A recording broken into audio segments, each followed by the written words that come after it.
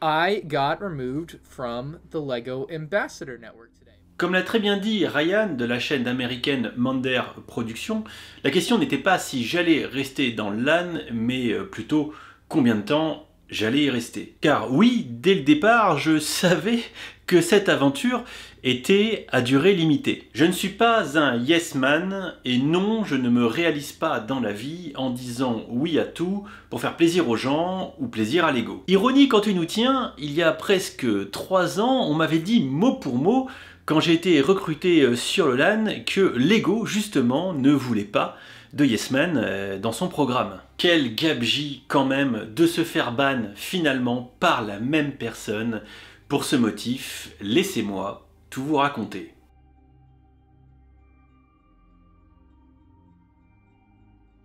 Salut tout le monde et bienvenue dans cette vidéo dédiée à la raison qui a donné lieu à mon ban du LAN. Mais au fait, Dimitri, le LAN c'est quoi?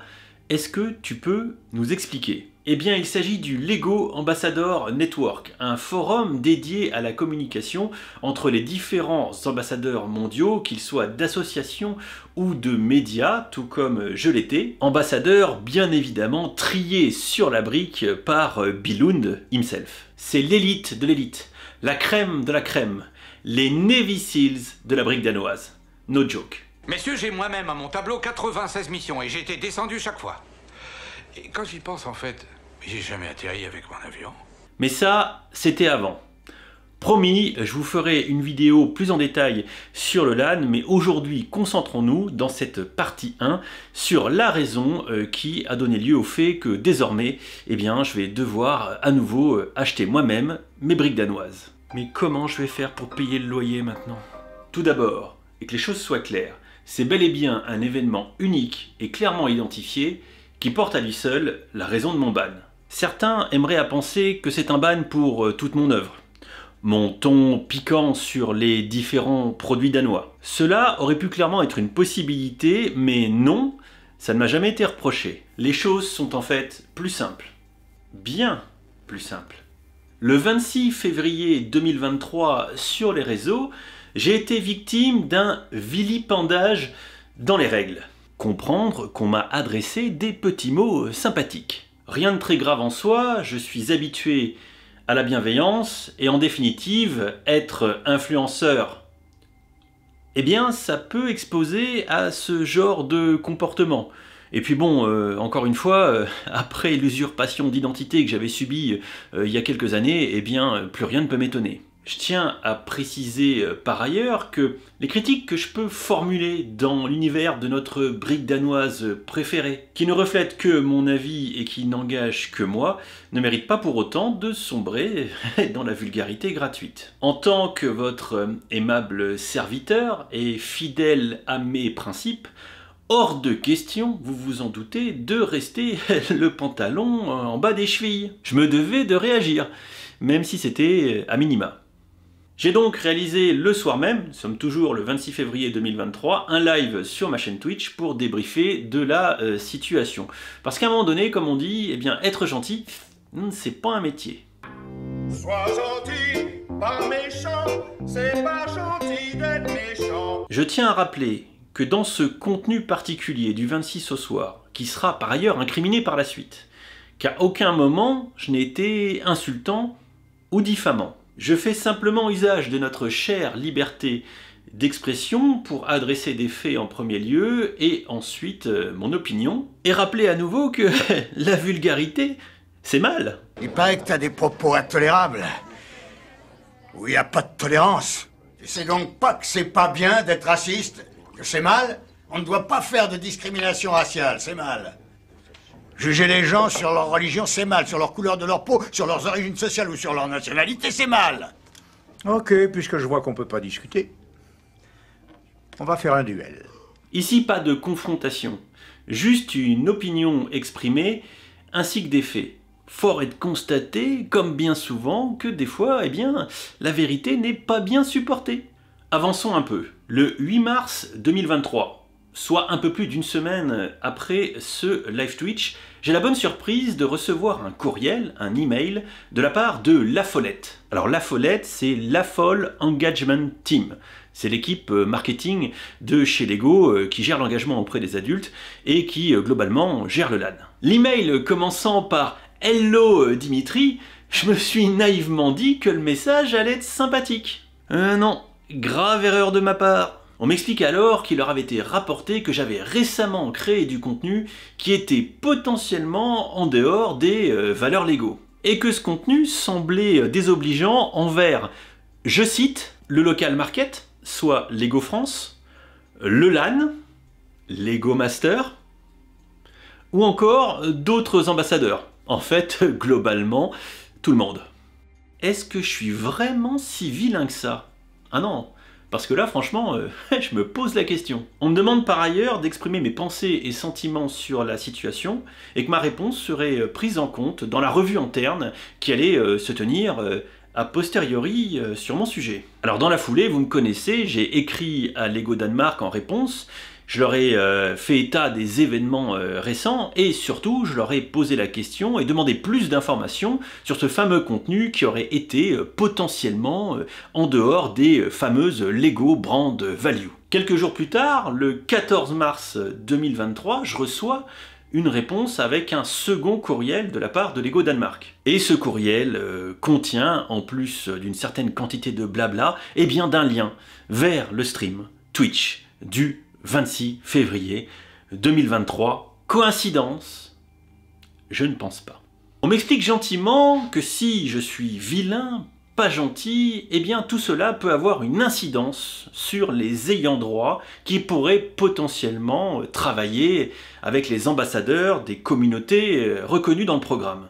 Alors là, simplement, il faut comprendre, pas de couilles, pas d'embrouille, et que Lego ne souhaite absolument pas se mouiller. À la fin de ce second email de La Follette, on m'explique que mes emails de réponse ainsi que mon contenu allaient passer en revue interne avec le local market, comprendre ici Lego France, et que j'aurai une réponse sur mon devenir sous 4 à 5 semaines quand même. Au terme de ce second email de La Follette, nous sommes toujours mi-mars 2023 et je n'aurai plus de nouvelles de la part de Lego Danemark jusqu'à ce que le couperet tombe, mais ça, on en reparle après.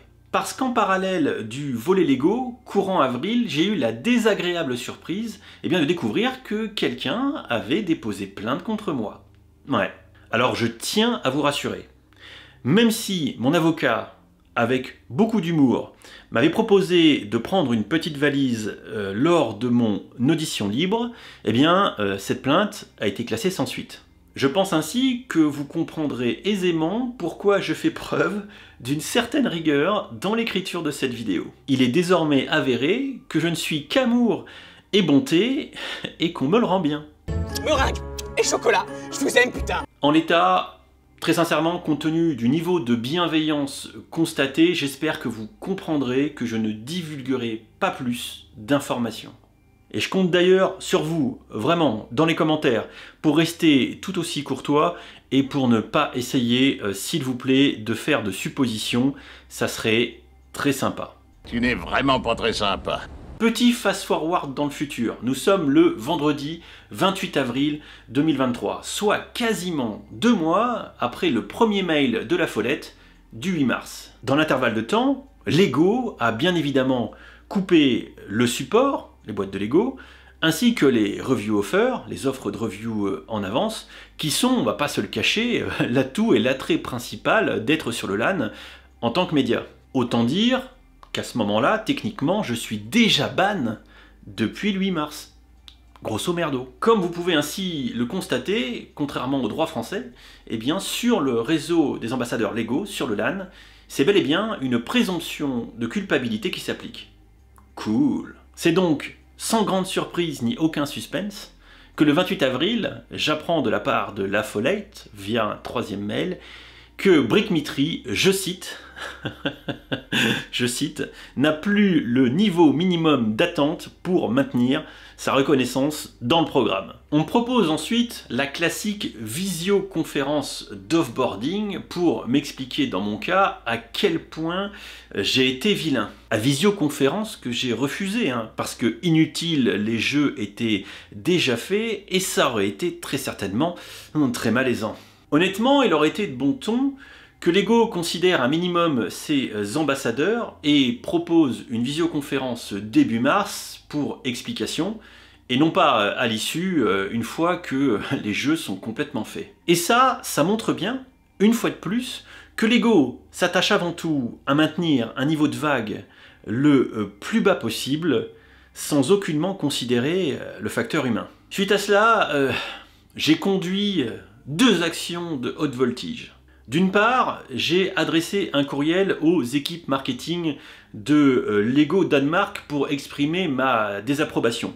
Alors absolument pas au regard de l'issue, c'est leur décision, mais bel et bien au regard de la manière de faire. Manière de faire qui est vraiment déplorable au regard du premier courriel introduit par un smiley Hello Dimitri, par le biais du délai d'attente, quasiment plus de 2 mois, et jusqu'à l'impossibilité de se défendre correctement, comprendre ici la présomption de culpabilité. D'autre part, seconde action, durant le week-end du 29 et 30 avril, j'ai moi-même, et c'est inédit, réalisé mon propre message d'adieu sur le forum du LAN. L'idée ici, c'était d'éviter que l'équipe Affolette rédige elle-même, comme à son habitude, un message qui, d'une part, aurait été très défavorable à mon attention, et qui, d'autre part, aurait été tout aussi culpabilisant pour les autres ambassadeurs. Parce que oui, quoi qu'on en dise, le LAN est géré de telle façon qu'il laisse toujours planer une pression insidieuse sur les ambassadeurs,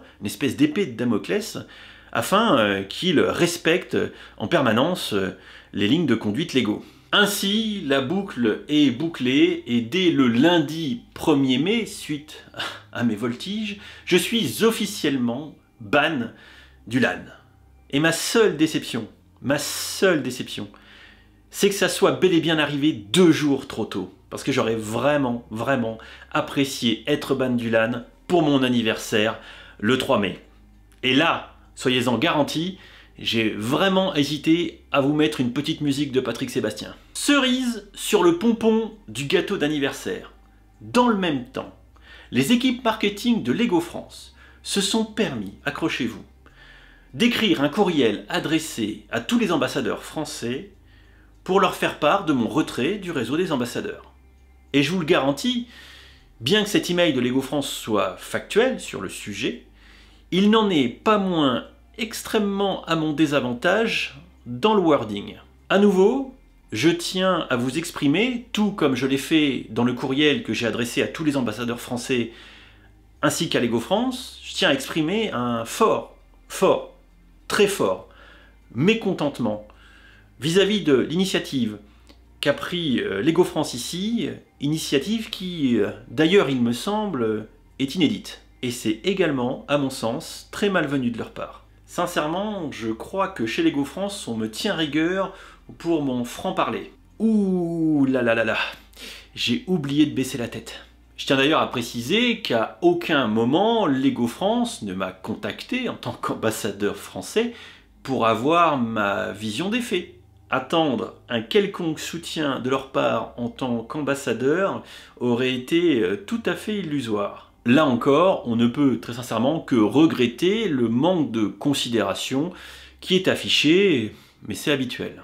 Il semble, là encore, que l'honnêteté et la franchise ne soient donc pas des valeurs très appréciées chez Lego. Les fameuses Lego Brand Value ne sont sur le LAN qu'un prétexte pour garder sous contrôle des ambassadeurs qui peuvent finalement être débarqués au moindre prétexte, justifié ou non. Et surtout, vous vous en doutez, préserver l'image de Lego coûte que coûte. À date, je n'ai eu aucune réponse aux différents courriels que j'ai envoyés soit à Lego Danemark, soit à Lego France. En bref, si je dois résumer la situation, Mon ban est principalement dû au fait que de nos jours, l'honnêteté et la franchise, eh bien ça peut déranger. Que ce soit au niveau de particuliers ou d'entreprises qui cultivent la fameuse culture du pas de vague. Pour être plus clair, on peut se faire vilipender publiquement. Ça, c'est Lego Brand Value Compliant.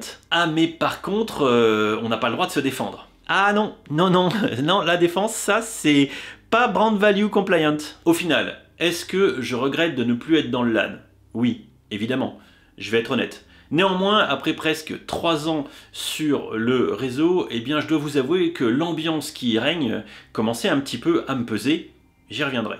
Mais plus que de ne plus être dans le LAN, ce que je regrette vraiment et sincèrement, eh bien c'est les manières de faire des uns et des autres. Et comme me l'a dit très justement quelqu'un en stream Twitch il y a quelques jours, à propos de Lego, j'aime ce qu'ils font, mais pas ce qu'ils sont. C'est vrai que ça résume assez bien ma pensée en ce moment. Désormais libéré et délivré, comme Elsa je crois, je redeviens un créateur de contenu indépendant, et sincèrement je ne pouvais pas rêver de meilleure façon de partir que de me faire débarquer Manu Militari aussi injustement, pour toutes les raisons que je vous ai bien évidemment évoquées avec toute la prudence de rigueur. Parce que vous comprenez que j'aimerais à nouveau éviter de devoir préparer une petite valise. Voilà, ça m'embêterait quand même un petit peu. Bref, après cette chute inédite sur les poteaux, eh bien je m'en vais rejoindre mon île des bannis, et promis, dans une seconde vidéo, eh bien on parlera du LAN, peut-être un petit peu plus en détail, et ensuite on parlera également des projets futurs. Ainsi se clôture mon aventure sur le réseau des ambassadeurs Lego d'une bien belle façon, et j'espère que la vidéo aura pu vous éclairer, surtout à tous ceux qui ont donc raté les 2 live Twitch qui ont été dédiés au débrief de cette situation. Et pour le petit mot de conclusion, déjà, merci à tous ceux qui ont suivi massivement les lives sur le sujet, ça vous intéresse, c'est pour ça que j'ai fait cette vidéo dédiée aux youtubistes qui n'ont pas pu se rendre sur les streams Twitch, voilà, donc encore une fois, merci beaucoup. Et enfin, si vous avez bien compris la situation quand même, qui m'a emmené jusqu'au poste de police, au commissariat quand même, je vous demande d'être très sage dans les commentaires, et c'est important. Je modérerai tous les commentaires qui essayent de deviner ou qui font des suppositions ou des allusions. C'est pas la peine. Voilà, et vous me rendrez pas service en le faisant. Sur ce, je vous fais des bisous, je vous dis à très vite dans cette nouvelle chaîne 100% indépendante autour de notre brique danoise préférée. Merci de m'avoir écouté, des bisous, ciao ciao.